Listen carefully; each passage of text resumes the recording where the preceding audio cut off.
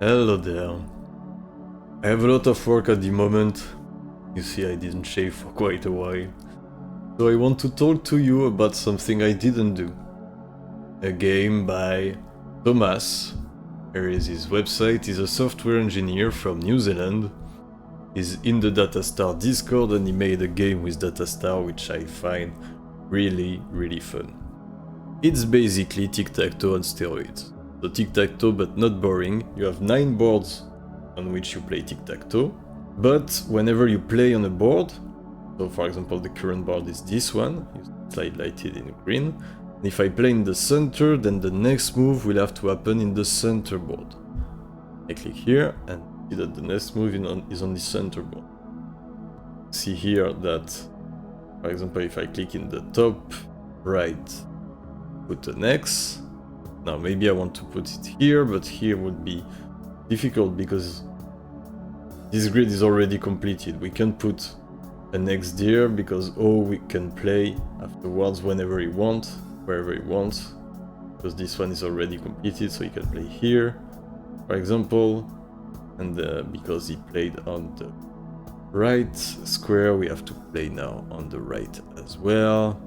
We can put an X here, but then O can block our stuff here, but because he blocked, we have to play on the bottom left, but the bottom left is taken, so X can play anywhere and he can win this one, and whoever wins the most boards wins the game. So I continue clicking here and there, I block with X here, but then O can put stuff there, but then X can try to attack here, but then O can block here, but because the bottom left was completed already, X can now play anywhere and win this one, but then O can play here and this one, but then X can play here and O can play here and X can play here and O can block here and X can play here and win the game. And nice. Confettis here. It's a really fun game, way less boring than Tic-Tac-Toe. It's made just with some Datastar. We are going to take a quick look at the code. The first thing that you want to see 3 things. First one, it's really beautiful. It's really beautiful. You see that we have an undo button that does this little thing. We have the background which goes from blue to red, so we always know whose turn is it to play. It's really a beautiful game. We have highlights. This is all done with a very sensible CSS, so go check it. The second stuff that you want to see is that, see on the board here, it's really easy to play. Whenever you go to anac.redgold.nz, you are going to be given a specific address with a specific ID, and you can share it, with whoever you like, and you will be in the same game. So it's really easy to play with your friends. You just send them an address and you wait for them to arrive. And the stuff that you want to do, we are going to open the network tab for this. Let me load. Maybe I tab from here to here to show you. Let's see. We have a long-running connection. Is the ID of the game, and whenever I click something, I'll post to the 0 root here, I post here, you see that the long-running connection received more information, so it's a long-running SSC connection, and updated the GUI. And this is called, CQRS. It's a very robust pattern of developing web application, and it's really well done here. So if you want to build a game, you can also learn a lot of stuff by looking at the source code of the. Let's take a quick look at the elements. We are going to see you know, some backgrounds with a very clever use here, the data attributes. We are using CSS as selector to modify the color of the background, and because we can send and replace the HTML with Datastar, it's very easy to change from data player equals O to data player equals X. You just have to write these two rules and you have this very nice effect of the background turning from red to blue, and you never have to ask whose turn is it to play.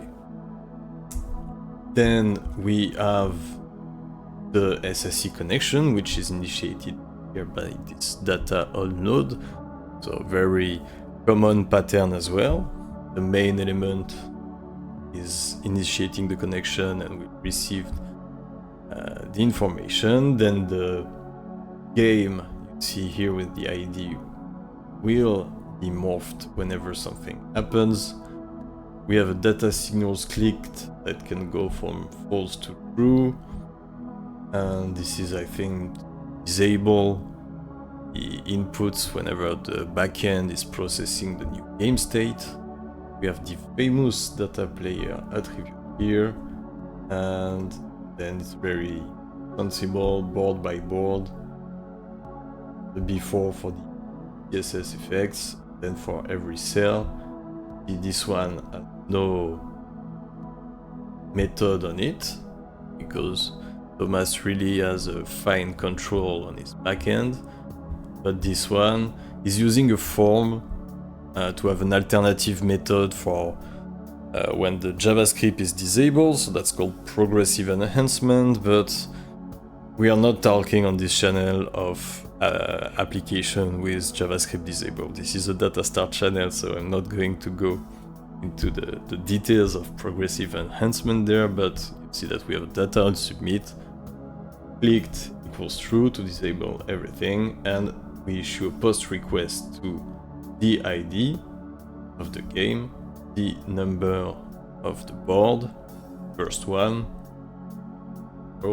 and the number of the cell, so the second one, which is very hypermedia style, very easy to parse on the backend, and simple and effective. It's a really, really good game. I had a lot of fun playing it. It's really easy to play. Just connect, you know, click the link on the description, get a room, send it to someone or play with yourself and try to get good at Ultimate Noughts and Crosses by Thomas. There it is. I wanted to make a quick video. My projects are taking a bit longer and I have a lot of work, but I have to play the YouTube game, you know, and upload stuff. I try to upload some stuff every week, and the Datastar Discord is very active, you know, this is where I found the game. So even if you're on the Discord, you might miss some stuff, and I try to read everything and make videos about stuff that people make. There are a lot of great projects made with Datastar at this moment. About Stereo, I'm thinking about New Shell. So let me know if you enjoyed this quick and videos about projects made with Datastar that I can fully explain. I don't have access to the backend code of this, but I can kind of grab what he went for. The CSS is really well done. There is a lot of juice to this game. It's really fun to play. Secure S patterns look very nice, and the ID is great and fun. So what's not to like about Ultimate Noughts and Crosses? I don't know. I know everything about it.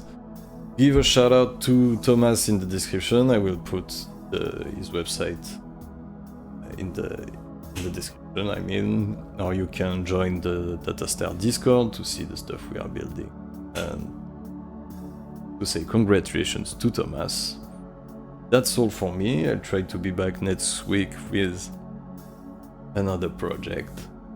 In the meantime, take care, and see you there.